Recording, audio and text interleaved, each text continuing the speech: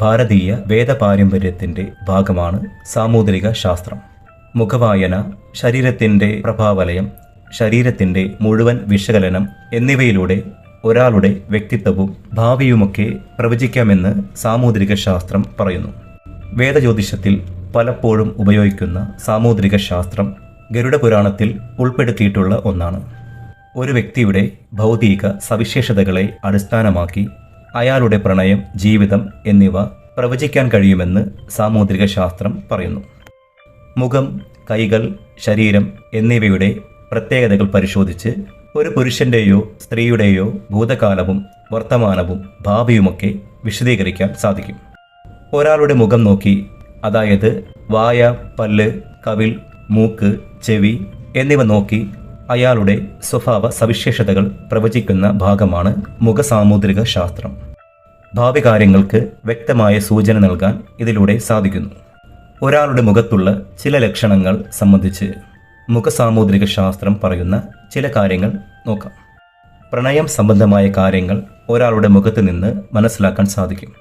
2 കണ്ണുകൾക്കും താഴെയുള്ള ഭാഗം തെളിമയുള്ളതും വലുതും വൃത്താകൃതിയിലുമാണ് കാണപ്പെടുന്നതെങ്കിൽ ആ ആളുകൾക്ക് വളരെ ആത്മാർത്ഥമായി പ്രണയിക്കാനാകുമെന്നാണ് പറയുന്നത്.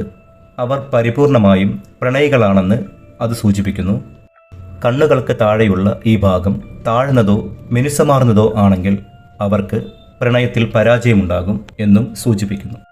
ഇരുപുരികങ്ങൾക്കും മധ്യത്തിലുള്ള ഭാഗം ഉറച്ചതും തെളിമയുള്ളതും വൃത്താകൃതിയിലുമാണെങ്കിൽ 25-28 വയസ്സിനു ശേഷം അവർക്ക് തൊഴിൽ മേഖലകളിൽ വിജയകരമായ ഒരു ഭാവി ഉണ്ടാകും.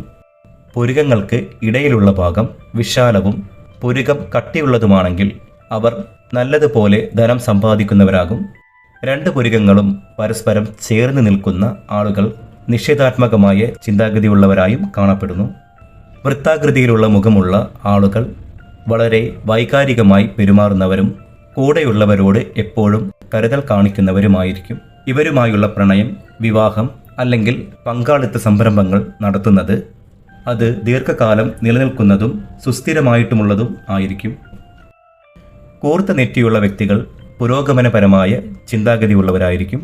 ഇത്തരം നെറ്റിയുള്ള കുട്ടികൾ എല്ലാ കാര്യങ്ങളിലും ഒരു മന്ദത കാണിക്കുന്നവരാണ്. പക്ഷേ അവർ വളരെ ബുദ്ധിമാന്മാരും വിവേകശാലികളുമായിരിക്കും.